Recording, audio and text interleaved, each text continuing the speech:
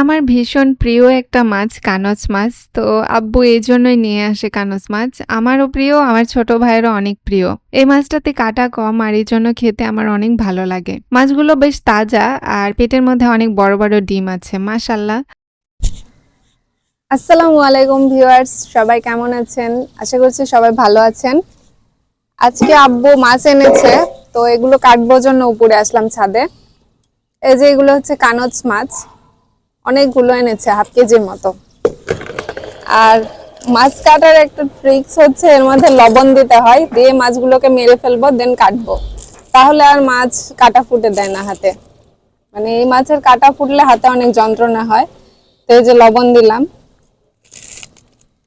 লবণ দিয়ে এটাকে ঝাঁকাতে হবে। আর এই যে পেঁপের পাতা এনেছি, এগুলো দিয়ে একদম ধুয়ে পরিষ্কার করব, সাদা হয়ে যাবে পেঁপের পাতা দিলে। মাছগুলো বেশ লাফাচ্ছে, এগুলোকে এভাবে ঘোরাতে হবে, লবণগুলো যেন মিক্স হয়ে যায়। কিছুক্ষণের মধ্যে মাছগুলো মারা যাবে লবণ দেওয়ার কারণে। আর তারপরে আমরা ছাই এনেছি, ছাই দিয়ে মাছগুলো কাটবো। মাছগুলো বেশ নড়াচড়া করছে, এখানে এভাবে থাকবে কিছুক্ষণ, তাহলে মারা যাবে মাছ। তো এখন এই মাছগুলোকে কাটতে হবে। তো ভিউয়ার্স, আমি আর আম্মু মিলে মাছগুলো কাটছি। অনেকগুলো মাছ যেহেতু ছিল আর সবগুলো মাছ লবণ দেওয়ার জন্য মারা গেছে। মাছগুলো ছাদের উপরে বেশ কষ্ট করে আমরা ধুলাম, কারণ কানচ মাছ ধুতে অনেক কষ্ট। আর এই যে মাছগুলো রান্না করা শেষ, এখন আমরা দুপুরে সবাই খেতে বসেছি। বাইরে অনেক অন্ধকার হয়ে এসেছে, বৃষ্টি হচ্ছে। আলু কল্লার সঙ্গে একটু শুটকি মাছ দিয়ে একটা চচ্চড়ি করা হয়েছে, তেল তেল। মাশাআল্লাহ, এই চচ্চড়িটা এত টেস্টি হয়েছিল, আলহামদুলিল্লাহ ভীষণ মজা হয়েছে। আসলে মায়ের হাতের তরকারির স্বাদটাই অন্যরকমের। যতই ভালো করে নিজে রান্না করি না কেন, কিন্তু দেখবেন যে মায়ের হাতের তরকারি না খেলে আসলে মন ভরছে না। শুটকির সাথে করলার একটা কম্বিনেশন আছে, আর করলা দিয়ে শুটকি রানলে আমার বেশি ভালো লাগে খেতে। হ্যাঁ, আলু দিয়েও ভালো লাগে, কিন্তু করলা দিয়ে শুটকি একটু বেশি ভালো লাগে। ঝরঝরে ভাতের সঙ্গে যদি একটু করলা আর শুটকি মাছ দিয়ে তরকারি করা হয়, তাহলে অনেক ভালো লাগে।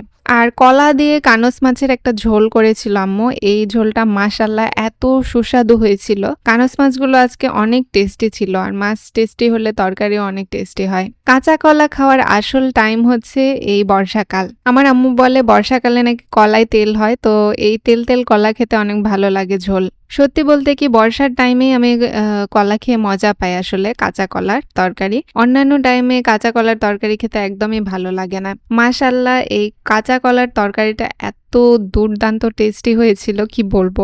আপনারা এভাবে কিন্তু ট্রাই করতে পারেন, কানচ মাছ কাঁচা কলা দিয়ে, খুব ভালো লাগবে এই ঝোলটা। যাদের মুখে রুচি নেই বা পেটের একটু সমস্যা, তারা কাঁচা কলার তরকারি খাবেন, ইনশাআল্লাহ দেখবেন ভালো হয়ে যাবে। সব খাওয়া শেষে আমি একটু এই যে আমের আচার নিলাম, মানে আমের ঘাটি আচার আম্মু করেছিল, এটা সরিষা বাটা দিয়ে। এটাও জাস্ট অস্থির হয়েছিল।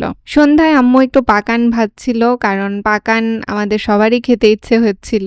এটা চিনি দিয়ে পাকান করা হয়েছে, আর একটু ঝালের ডিম পিঠা বানানো হয়েছে। আমার আম্মু এত সুন্দর পাকান বানাতে পারে, মাশাআল্লাহ। দেয়া মাত্রই তেলের মধ্যে টুসটুস করে ফুলে উঠছে। এই পাকানগুলো খেতে জাস্ট অস্থির হয়েছিল। তবে আম্মুর এই পাকানগুলো বানাতে বানাতে একটু সন্ধ্যা হয়ে এসেছিল, এই জন্য আসলে অন্ধকার হয়ে গেছে আমাদের সিঁড়ির রুমটা। পাকান পিঠা এই বৃষ্টির টাইমে খেতে ভালো লাগে, অনেক মজা লাগে এই পিঠাটা। তো ভিউয়ার্স, আজকের ব্লগটা এখানেই শেষ করছি। সবাই ভালো থাকবেন, আল্লাহ হাফেজ।